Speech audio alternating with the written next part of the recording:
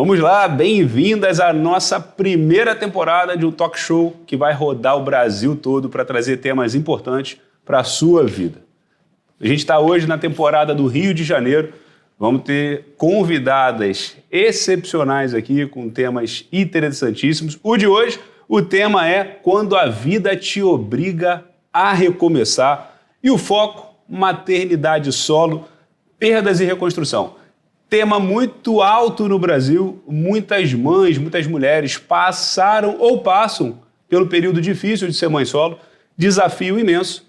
E hoje, para tratar desse tema aqui comigo, estou trazendo uma convidada de alta relevância no país todo, que passou por essa jornada e ainda passa, que é a Melissa Januzzi, especialista em comunicação e branding, com mais de 20 anos de atuação em moda, beleza e lifestyle, fundadora da Ibiza Lab, atua com posicionamento e internacionalização de marcas brasileiras. E olha, já vou te avisando, é só marca de alto renome aqui no país.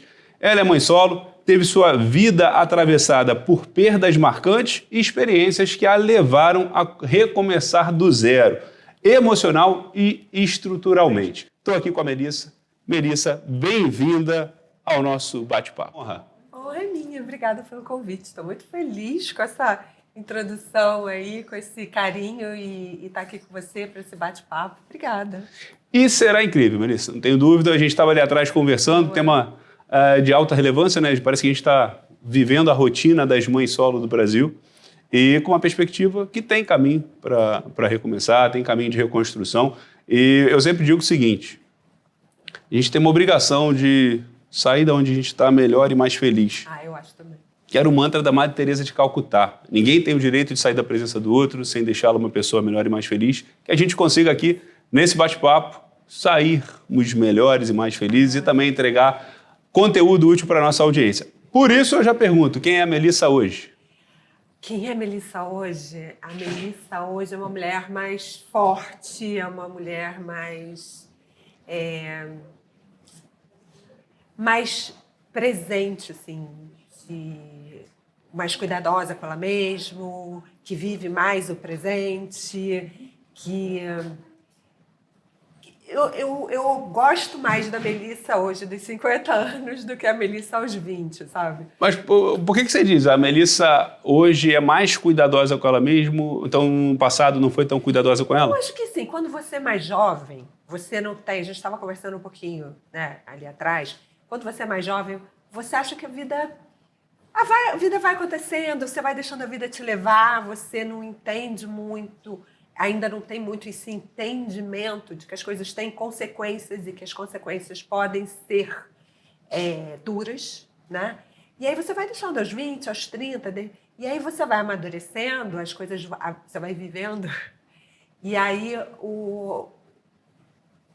acontecimentos bons e ruins vão acontecendo, e aí você entende que é um dia de cada vez, que o futuro se constrói com pequenas escolhas do dia, né, de todos os dias, da importância das pequenas escolhas de todos os dias. A gente estava falando sobre arrumar a cama, a importância dos bons hábitos, da boa rotina, e que assim você vai construindo um futuro melhor. E eu acho que a gente está falando, né, sobre os acontecimentos. Uma coisa que eu falo muito para o meu filho, assim, o que te define no final das contas não é o que acontece com você. Porque o que acontece com você, às vezes, não depende só de você. Você tem uma série de fatores, né, que estão ao redor. Mas o que te define é a forma como você lida com as coisas que acontecem com você.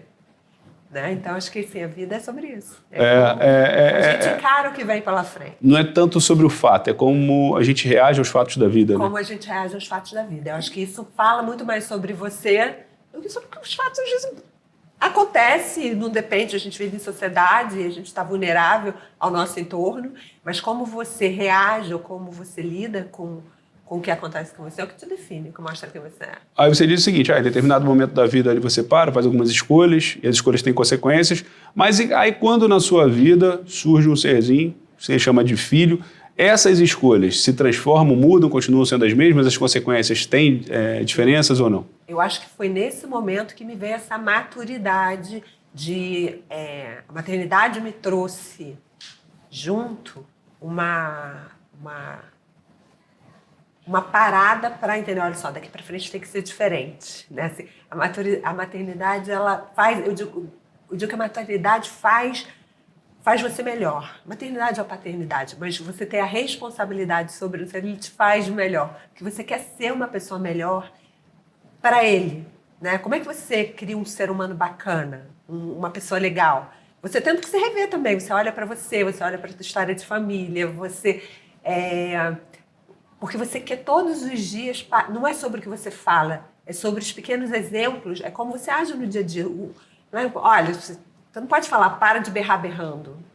Né? Mas aí vem uma dúvida. Assim, a gente hoje está num país que de todo dia, 500 crianças não vão ter o nome do pai na certidão de nascimento. Não terão. Não é que o pai se ausentou, é que o pai não existe na certidão de nascimento. Além dessas, tem aquelas que têm o pai na certidão de nascimento, mas o pai simplesmente some, desaparece. É o chamado abandono afetivo, que prejudica muito o desenvolvimento saudável das crianças. E aí vai gerar um impacto futuro enorme. Aí, nesse cenário, nessa realidade de uma mãe solo, como educar um filho e fazê-lo se desenvolver da melhor forma sem uma referência paterna? Eu, às vezes, quando eu converso, às vezes, com as meninas mais novas, né? Aquela mulher que está ali naquela fase de 20, 30 anos, que está pensando, que se planejando para engravidar, e é um planejamento de família, e é um planejamento de família. Mas você não sabe o que vai acontecer depois. Então, eu sempre falo para as meninas, eu falo o seguinte, a maternidade, claro que é um planejamento de família, você está com o seu parceiro, tomara que essa relação dure para o resto da vida. Mas tem que ter um momento onde você pensa assim, eu estou preparada, eu dou conta disso, só eu como mulher, eu quero realmente isso, ou eu quero essa maternidade para atender a uma obrigação da sociedade, ou para fazer uma família, ou porque o meu marido quer muito. Eu sempre falo, assim, é um conselho que eu dou, é você que tem que estar preparado, porque a gente não sabe o dia de amanhã, né? Eu tenho uma amiga que ficou viúva com o filho com 3 anos, foi um planejamento. No meu caso, aconteceu por fatores que são dele, mas a vida me trouxe a maternidade solo num determinado momento da história. E aí, o que você tem que ter é você.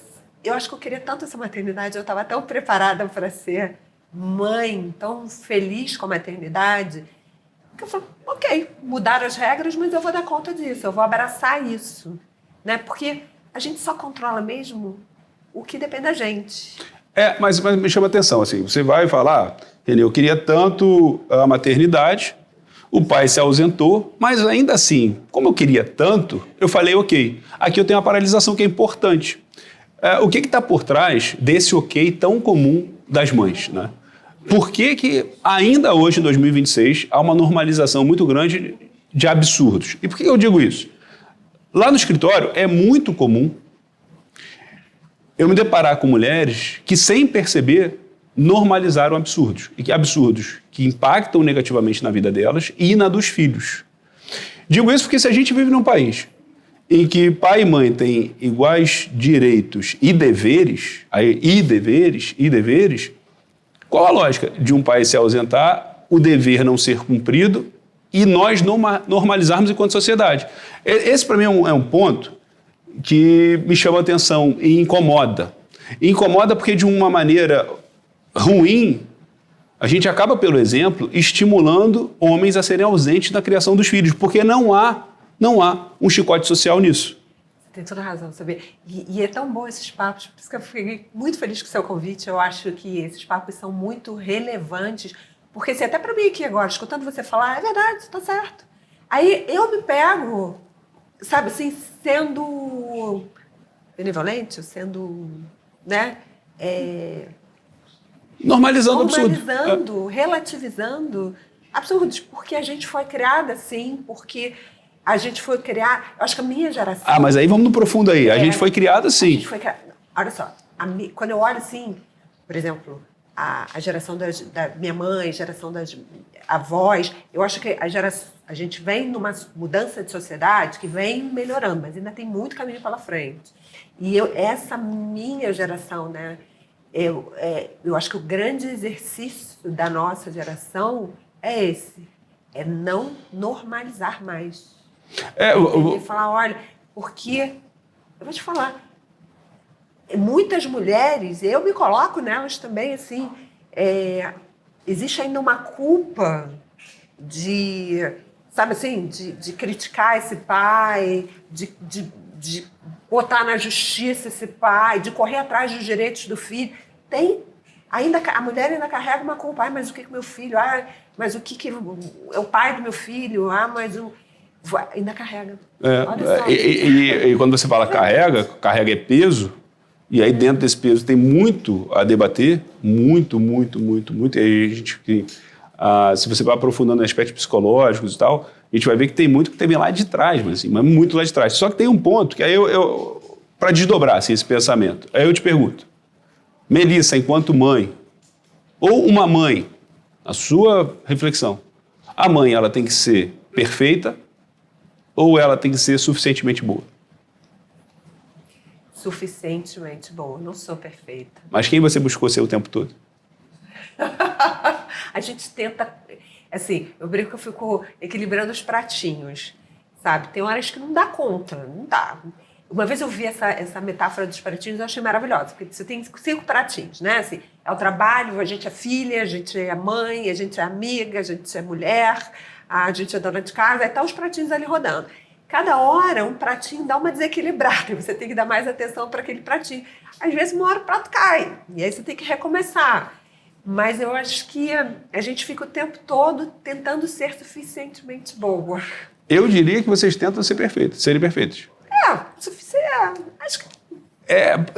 Sabe por quê? Há na minha visão, assim, aí pegando o histórico das nossas clientes, há uma luta incessante para entregar sempre o melhor possível para os filhos. É como eu faço para entregar tudo que eu posso.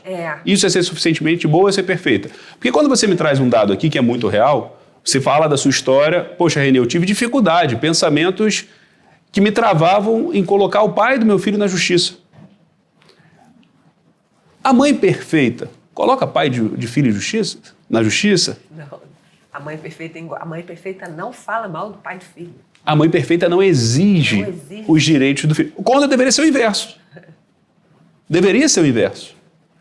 Só que a mãe perfeita tem que ser a esposa perfeita. Tem que ser a ex-esposa perfeita. Ela não pode degladiar. Ela não pode exigir direitos. Ela tem que suportar tudo. Se o filho cai, a culpa é dela. Toda a culpa é dela. Por isso que eu faço essa provocação entre mãe perfeita e mãe suficientemente boa. Porque aí quando a gente pega a literatura lá do Winnicott, lá em 1950, ele fala o seguinte, o pensamento da mãe perfeita está destruindo as mulheres. A gente precisa transformar a sociedade para um pensamento de mães suficientemente boas. A mãe que permite que o filho caia e se machuque é uma mãe suficientemente boa. E aquela queda, porque ela não estava do lado e segurou o filho a ponto de não cair, é que faz o filho crescer com a dor. É que faz o filho ter marca e musculatura mais forte. A mãe que tenta ser o tempo todo tão protetora a ponto do filho não sofrer nada, essa impede a evolução do próprio filho e torna ele vulnerável para o mundo na sequência. Quando eu falo assim, que eu tento ser suficientemente boa, porque assim, como é só comigo, a tarefa, eu sou pai, mãe ali no dia a dia só comigo, não dá para dar conta, não dá para ser perfeita, assim, porque o cobertor é curto, sabe?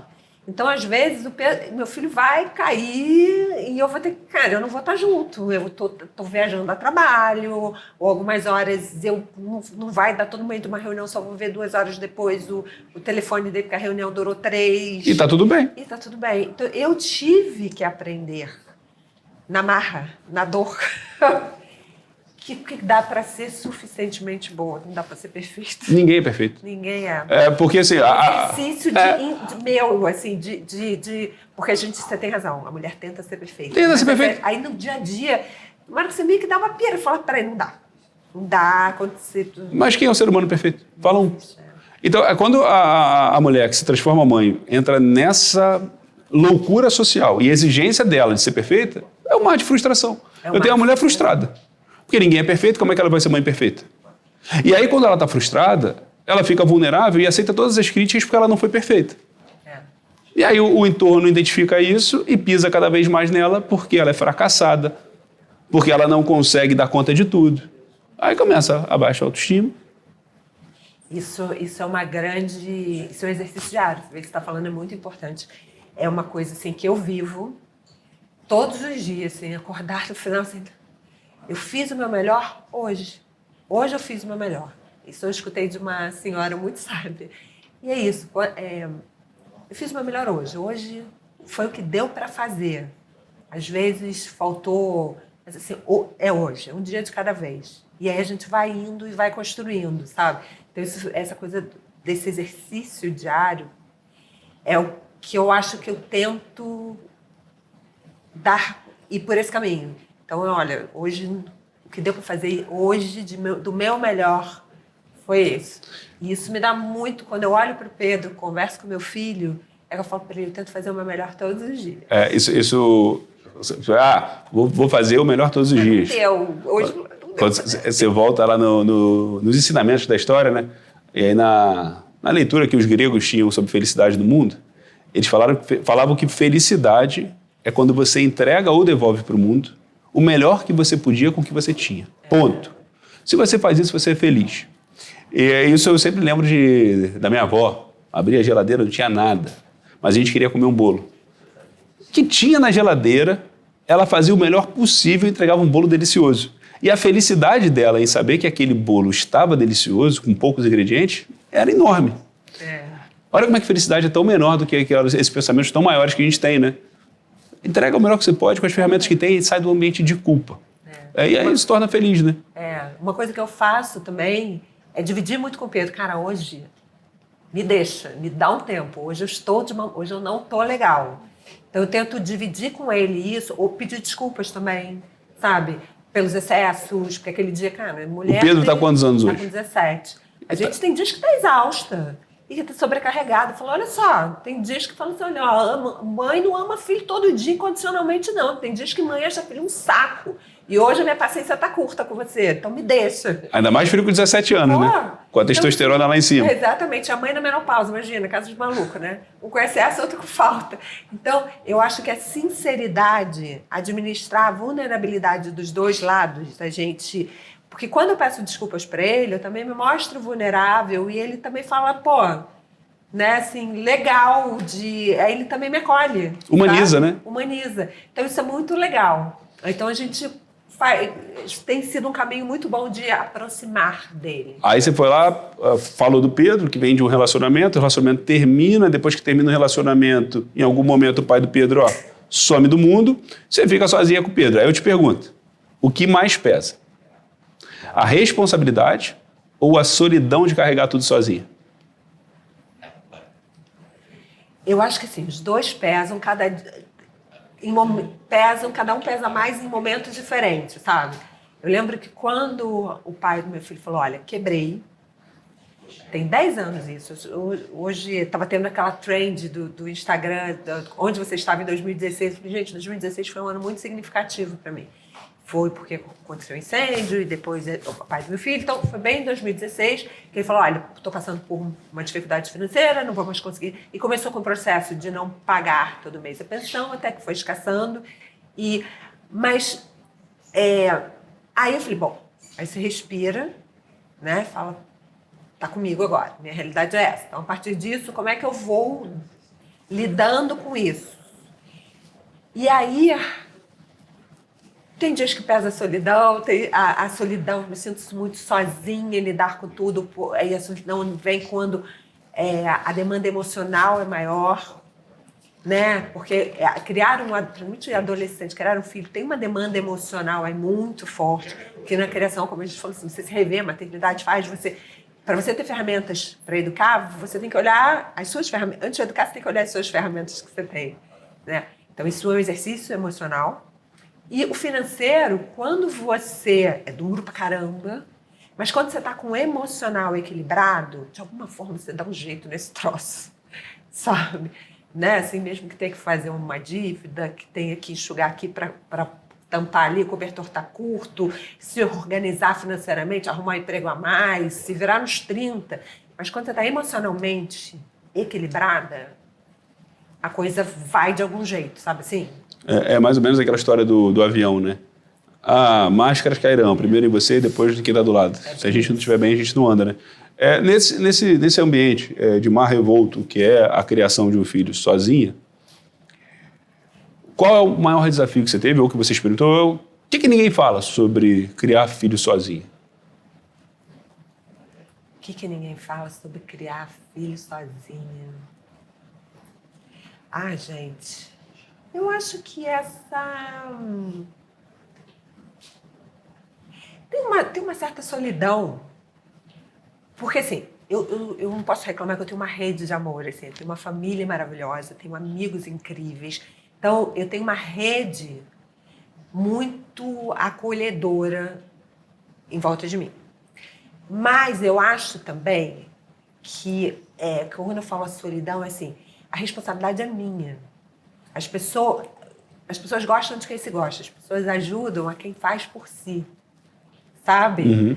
É isso, não depender, saber que aquela rede de amor está ali, mas isso é uma obrigação minha, é um cuidado meu, é meu. Então, é solitário. No final do dia, assim, tem dias que você fala, meu Deus, será que eu estou dando conta? Mas aí tem uma fala sua que é curiosa. Eu tenho uma rede de apoio. Quando poucas têm, você tem, então ótimo que você tem uma rede de apoio, e muito bom para o seu filho. A rede de apoio ela é necessária. Só que aí você vem e fala o seguinte, eu tenho uma rede de apoio, só que a responsabilidade é minha. Mas não só sua. Por isso que eu vou exigir a busca sempre do pai ausente. Do pai ausente. É curioso, eu estava em Portugal, numa aula inaugural da faculdade de lá. E aí o professor me convidou para compor a mesa, e lá estava na mesa com ele, e era uma aula de direito de família. Aí a cena que se passava era a seguinte, uma cena real que estava acontecendo em Lisboa, no ano passado. Uma mãe, após o parto, abandonou o filho no hospital e foi embora. E aí colocou-se cartazes na cidade com a imagem dela, procura-se essa mãe que abandonou o filho. E o Estado começou a procurar ela. Abandonar um crime, na maternidade é crime, então eu procuro ela. E aí nessa aula, o professor demonstrava para os alunos as responsabilidades e as práticas criminosas praticadas pela mãe que abandonou esse filho no hospital. E aí os alunos faziam todas as perguntas e a aula se encerra. Eu fiquei muito inquieto com as perguntas que foram feitas, com as reflexões feitas, e uma estava faltando. E o professor perguntou, Renê, quer falar alguma coisa? Eu falei, professor, quero falar. Porque nenhum aluno dessa sala imensa sentiu curiosidade de perguntar aonde estava o pai.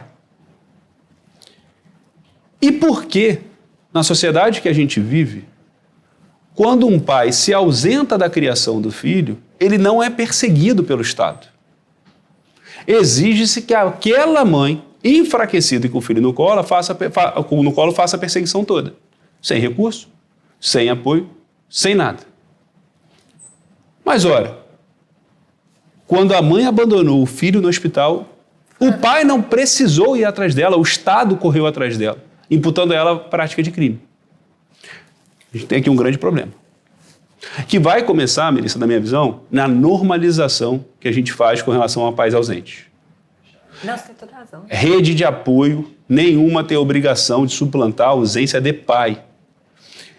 Não dá para o Estado brasileiro normalizar isso em 2026. Discute-se muito a reforma de Código Civil, discute-se muito avanços em pautas, mas se eu tenho na origem do ser humano a normalização de um pai ausente, está tudo errado. As conversas que vêm depois não são tão importantes quanto, peraí, tem 500 crianças hoje sem nome do pai na certidão de nascimento. Procura os 500 pais. Depois eu vou falar dos que colocaram o nome e abandonaram. Mas antes desse, eu vou no marco inaugural. Nenhuma criança nasce sem pai. Qual é a lógica de um Estado tolerar crianças sem nome de pai na certidão de nascimento? Qual é a lógica? Se não uma violência horrorosa contra essa criança e contra a mãe. Não, você tem toda a razão. Que trabalho necessário seu. Obrigada. Assim, obrigada, eu falo em nome das mulheres, porque é isso mesmo. A gente vive uma sociedade assim, um machismo. Machismo. Está tão enraizado na gente que a gente nem se toca. Ouvir isso de você, para mim, está sendo muito importante também. Porque acho que a coisa está tão enraizada, realmente, assim, a gente normaliza, né? Normaliza. Relativiza. E a gente tem avançado em pautas importantes, mas as pautas que são originárias estão sendo esquecidas. E eu te digo, da minha visão, que é de propósito. É de propósito. Quando eu olho o comportamento do Congresso, eminentemente formado por homens, por nós homens, em pautas que avançam na salvaguarda do direito da mulher, itens que são inegociáveis não são mexidos. Que deveriam estar sendo mexidos. Mas porque são a maioria das pautas são votadas por homens, pode ser. Que se preocupam com o voto, e por isso que há um aceno para as mulheres, mas aonde realmente importa, impacta, não tem ninguém mexendo nisso. Só que a normalização dificulta. Dificulta o nosso avanço mais criterioso com relação a alguns pontos que são de humanidade. Assim, Melissa, eu acho que enquanto a gente viver num mundo em que um ser humano nasceu e que na certidão de nascimento dele não consta, no mínimo, o nome de 2 pessoas como responsáveis, essa sociedade, para mim, está toda errada. Toda errada. Toda errada. Porque está desvirtuado desde o início. E normalizou-se tudo desde o início. E a mãe fica culpada de tudo o tempo todo. Chega. Mas vamos lá. Na sua visão, na qualidade de mãe solo, ser forte o tempo todo, foi uma escolha ou uma imposição? Foi uma condição, sei lá, acho que aconteceu. Nem parou para pensar. Teve nem tempo, né? É isso, é o que vem, é o que temos. Eu acho que as coisas acabam... O que temos hoje? É o que temos hoje? Sobrevivência, né? Sobrevivência. Então, acho que a gente vai fazendo. Essa ausência paterna, ela afeta mais a mãe, que fica ali sozinha e tem a vida toda mexida por isso, ou afeta mais o filho que nasce, cresce sem a referência paterna? Quem é mais afetado aí? Eu acho que os dois são afetados de formas diferentes, né? Assim, é claro que o meu filho sente a falta do pai, né? Assim, quando ele vê uma família, ele vê o pai do amigo que leva no futebol, quem levou o Pedro no futebol todas as vezes fui eu, sabe? Quem está ali na festa da escola, nos momentos, nas datas comemorativas, sempre quem está ao lado é a mãe. É claro que em algum momento, ainda mais eu acho que nessa entrada de adolescência, acho que deva ter, sim, para ele ser duro. Eu tento respeitar ali o quanto que ele consegue dividir comigo, né, falar. Nas nossas conversas, eu busco sempre... Que é como eu levo a minha vida, assim. A nossa realidade, cada um tem a sua vida, né, assim. Então, a gente tem a nossa realidade, que é a nossa família, que sou eu, ele, o Zico, o cachorro. Então, que a gente dentro da nossa realidade, a gente assim, e tentar viver, ter a nossa dinâmica, né? Assim, tem muitas famílias que às vezes não tem a mãe, que às vezes não tem... São outras, cada família tem a sua dinâmica. Tem famílias, né, de 2 mães, de 2 pais. Hoje você tem diferentes núcleos familiares... que estão ali mais, né? E que não existe o certo e o errado, existe o que é. E a partir da vida que a gente tem, a gente vai fazer a nossa vida muito feliz. É claro que não é relativizar a dor, é tentar olhar ela de uma forma proativa. Sim. O que a gente faz com ela? Vamos fazer uma limonada suíça super gostosa dessa história? Né? Aí, tanto que sabe uma coisa que o Pedro sempre fala? Quando ele pergunta assim, ele fala assim que ele quer ser um filho, ele não sabe direito o que ele vai fazer, ainda está acertando de carreira e tal, mas ele fala assim, eu quero ser um grande pai para o meu filho. Ele sempre fala isso. Então eu tenho certeza que ele vai ser um pai maravilhoso, que a escolha dele familiar vai ser uma escolha muito séria, não tenho a menor dúvida de que Porque possivelmente ele teve como referência homens que entraram no espaço que o pai deixou. Avô, por exemplo. Tem um avô, que uma pessoa incrível, agora ele deixou a gente, tá no... Mas, assim, sempre foi um pai maravilhoso, um avô maravilhoso. Entregou referência para ele, né? Entregou uma referência de homem, de pai, de avô, de trabalhador, de um homem que honra. Então, quando você pega um ponto que eu já ia chamar aqui, trabalhador, a nossa vida profissional, né? Na sua experiência, qual a importância para você, enquanto mãe solo, enquanto mulher, de manter acesa a vida profissional para seu prosseguimento? Muito. Aliás, teve uma coisa boa nessa história toda, assim, em nenhum momento eu tive a opção de deixar minha vida profissional de lado, que muitas mulheres acabam fazendo numa escolha, dentro de uma escolha familiar. Isso é tão bom, porque além, claro, da questão de ser provedor, eu tenho uma vida que é só minha, eu tenho realizações que são só minhas, então isso é muito gostoso, sabe? E isso é quando eu chego em casa de noite para jantar com o Pedro, eu conto uma porção de coisa legal. Quando a mamãe está ausente, ela está produzindo uma porção de coisa bacana e eu divido isso com ele. Então, eu tenho... O trabalho entra num lugar muito realizador para mim. E, querendo ou não, dá um alívio na mente, né? Porque você olha outras coisas, não fica vivendo só em função daquilo. Também resgata o que é ser mulher e não apenas ser mãe. Porque no ambiente profissional você não está ali enquanto mãe, está ali enquanto mulher que né? Um aspecto assim, que na advocacia só para mulheres e só com o tema do direito de família, que para mim fica muito claro, é o número expressivo de mulheres que, em razão do relacionamento, se anulam por completo, a ponto de perder a própria digital. Não entender de quem que eu sou, o que eu gosto, o que eu não gosto, se perdem. Eu sei bem que é Melissa. Então, assim, quando eu falo assim que hoje eu gosto muito da mulher que eu sou hoje, eu acho que dentro de tudo isso que aconteceu, eu falo, poxa... Mas é porque possivelmente eu já te deixo a pergunta. Antes do abandono paterno acontecer, você se anulou profissionalmente ou continua na sua carreira? Eu sempre. Aí. Sempre continuei. Eu sempre gostei. Sempre fui... Mas entende como isso é importante? Super. Porque você não fechou uma porta, não encerrou um ciclo profissional para depois reabrir.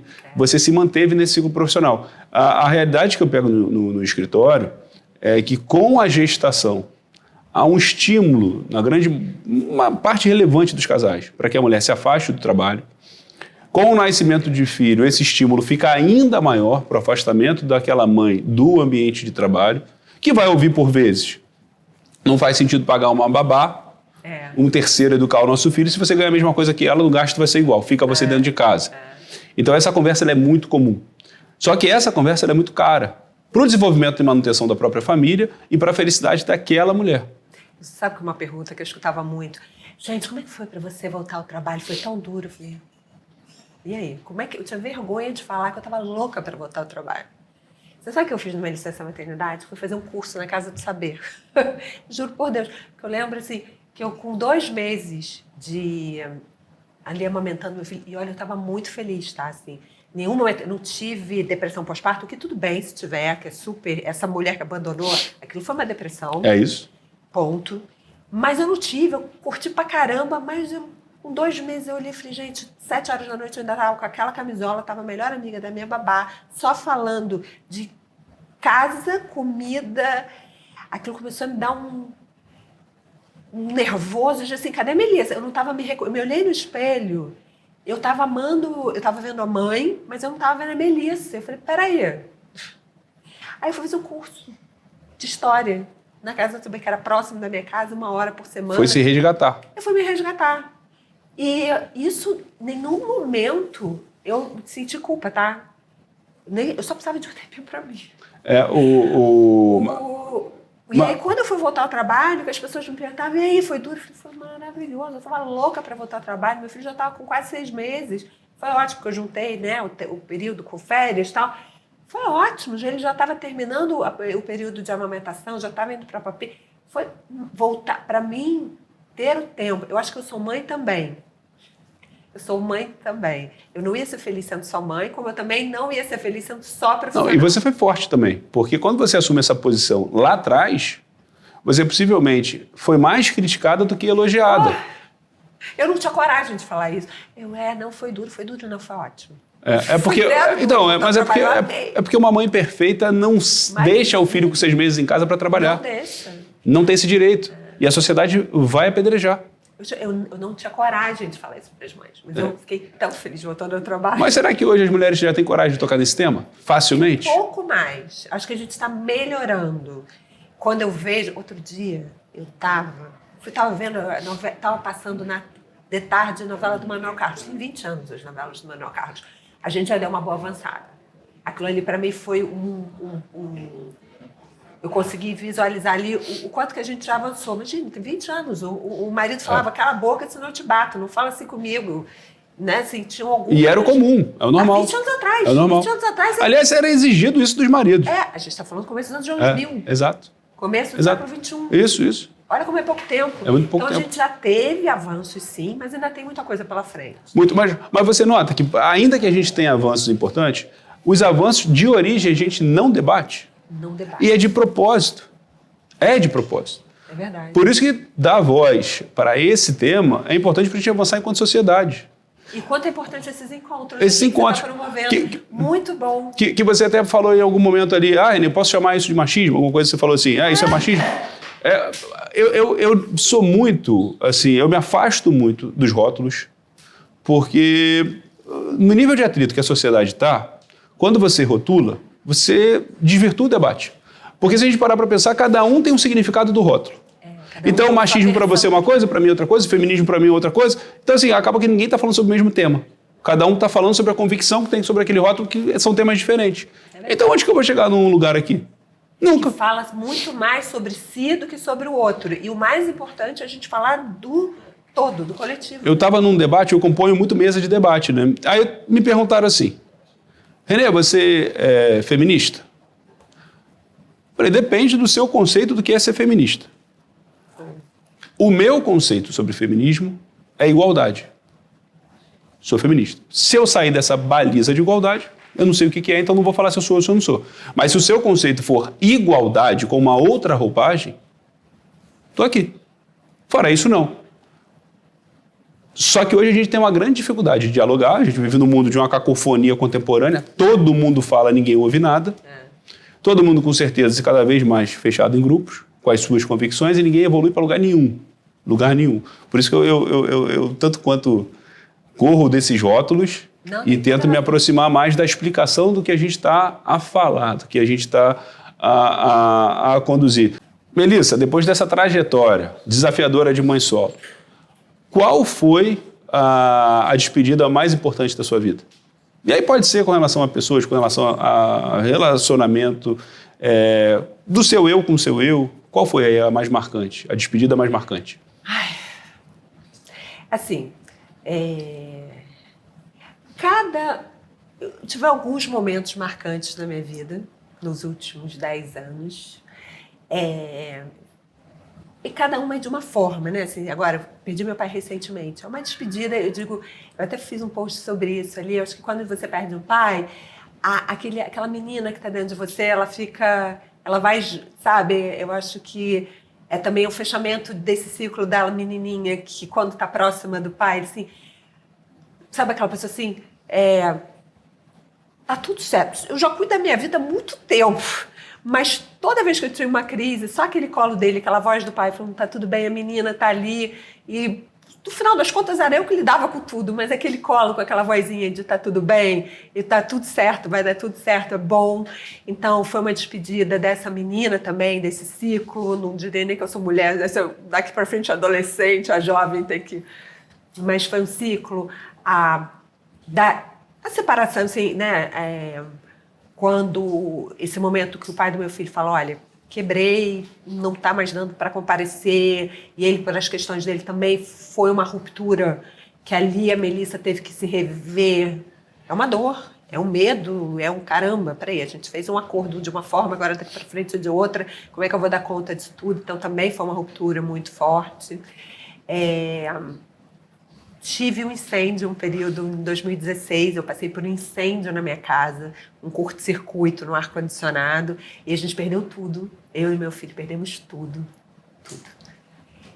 Saímos assim, com 20% dos nossos pertences, a casa toda. Também foi uma ruptura, um ciclo, uma ruptura muito importante, e também de...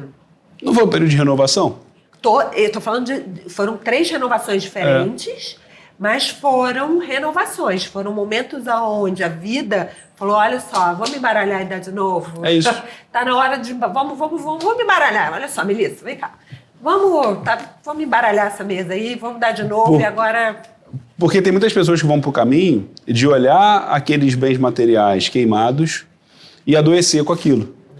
Só que talvez o mais interessante é você olhar para a oportunidade de resgatar ou de buscar o novo para sua casa, né? E abandonar o passado. Eu me reconheci. Ali, eu entendi que eu sou uma pessoa vaidosa, mas eu não sou narcisa, sabe? Uhum. A vaidade é gostosa, é importante, eu gosto de me cuidar, gosto de ter me sentir bonita, mas não sou narcisa no sentido, não é aquilo que me define. Sim. Não é isso que me define. Eu gosto de ter coisas boas e bonitas, uma casa bonita, porque eu trabalho para isso e eu gosto de um entorno, eu gosto do belo. Isso para mim isso é autocuidado, mas isso não me define, isso não é essencial. Eu tenho os meus valores muito sólidos e os meus valores ali ficaram muito claros e foi com eles que eu me reergui. Tem uma pergunta que sempre paira na minha cabeça quando eu estou na consulta com as clientes, que eu vou te fazer essa pergunta. Eu tenho uma resposta minha, né, mas eu quero ouvir a sua. Quem cuida de tudo? Quem cuida de quem cuida de tudo? Olha, eu acho que no final do dia, a gente cuida da gente mesmo, tá? Mas é claro que a gente ter essa rede é muito importante. Então, assim, tem dias que a menina tá super exausta, aí encara um colinho de mãe, um colinho de família, aí naquele dia. Tem dias que a adolescente tá precisando, falando, nossa, peraí, tô precisando sair tomar um vinho com as amigas. Aí tem dias que o que você precisa resgatar é aquela jovem alegre, que precisa sair para dançar, tomar uma boa taça de vinho com as amigas e rir, aí entra as amigas para cuidarem. Então, eu acho que você tem... A gente não é um só, né? A gente é um pouquinho de tudo. A gente e que é bom, menina, né? Adolescente. Exatamente. Tem dias que o que está pesando Vou pegar aqui a experiência de uma mãe solo, com muitos desafios, para fazer uma pergunta que veio aqui na cabeça. E não é nada pessoal com relação a ninguém, zero. Melissa, mãe solo. Se você pudesse dar um recado, apenas um, para os pais, para o pai, algum pai que em algum momento da vida abandonou o filho, qual seria o seu recado? Não tem nada a ver com o pai do seu filho, não. No geral. Qual o recado da Melissa para um pai que abandonou o filho, seja por qual motivo for? Eu acho que uma pessoa que faz isso, que tem esse tipo de atitude, ela em algum momento, eu acho que ela deve ter dentro dela uma criança ferida. Porque uma pessoa que faz isso, ela com certeza, em outras situações, ela também abandonou outras coisas. É um modus operandi de vida. Talvez ela tenha abandonado a si própria, né? A si próprio. Acho que se gosta muito pouco, entendeu? Assim, é um modus operandi, assim, tem uma coisa de correr da raia, porque não é só do filho, ela em algum outro momento, ela correu de outras raias. E a vida... Aí sabe que eu tenho, assim, claro que diz que a gente fala um monte de coisa, mas no final do dia tem aquela coisa, né? Quem falou... O que a vida quer da gente é coragem. E é muito bom quando a gente pega. Dá um frio na barriga, o tal do frio da barriga acontece. Mas quando você pega a vida, abraça os desafios, é tão bom depois. É tão bom. E não se abandona, filho. De jeito nenhum. Melissa, não sei como é que dorme. O que eu tenho assim, de compreensão com relação a pais que abandonam filhos... tem um problema com o próprio eu. Tem, com certeza tem. 2, a irresponsabilidade é um item marcante naquele sujeito. Porque o sujeito que convive super bem, mesmo tendo a certeza de que não alimenta o filho, que é a responsabilidade dele, esse aqui tem um grau de irresponsabilidade que é marcante no perfil dele. Aí, a gente pode dar um conselho para as mulheres, para as meninas, para as jovens mulheres, a prestar atenção nas relações, porque os sinais estão ali, a gente que não vê. Sim. Quando no começo da nossa conversa, que eu falei assim, eu acho que a maternidade me trouxe essa coisa desse entendimento, que as coisas têm consequências, de repente essa jovem Melissa, ela era naífe ou ingênua, achando que dá-se um jeito. E aí você não tem um olhar cuidadoso sobre o outro nesse sentido, assim, porque sinais estão ali, sabia? Nas pequenas coisas, mas estão. A pessoa demonstra pra gente. A gente é que às vezes não consegue ver, ou não tem a maturidade para ver, ou por falta de maturidade, por estar apaixonada, não conseguir ver. Tem uma série de motivos. Eu vou além, assim, tem dado maior. Sabe por quê? Eu concordo com tudo que você falou, só que eu vou incrementar. Quando você tem uma pressão social desde menina para casar, se você fizer filtros de qualidade, você não casa. E aí você, no Natal, vai ouvir piada da tia, da avó, que essa menina tem problema, isso e aquilo. Então, por mais que você esteja vendo, talvez você não tenha força para enxergar a ponto de romper, porque você também não quer o julgamento social de uma mulher fracassada que não casou. Então, lógico, Pita, a mulher, hoje tem uma coisa para a mulher que é complicada, que eu acho que também tem um nó. A gente se sente mais jovem, né? Assim, hoje a gente está envelhecendo super bem, a mulher de hoje, eu tô com 52 anos, nossa, mulher hoje, quando eu achei que eu fosse chegar aos 52, nunca achei que eu fosse chegar como eu tô, você pensar numa senhora, e a gente hoje está mais jovem, só que tem uma coisa que é o relógio biológico. Então, que é insuperável, né? Que é insuperável. Né? Hoje ainda tem lá, as meninas congelam, assim, né? os óvulos, tal. As mulheres estão tendo, a medicina está avançando, a mulher está tendo filho mais tarde, mas é duro, tem um preço. E a mulher ainda quer sim. Ainda pensa na família, no núcleo familiar. Isso com certeza. Não só mulher também, acho que Isso com certeza. Só que assim, quando a gente vem com essa construção de que a mulher não quer ver, é uma construção, na minha visão, limitada, que coloca ela numa posição que não é só dela. Porque eu estou tirando uma potência social, que inclui todos os homens também, em fazê-la não enxergar.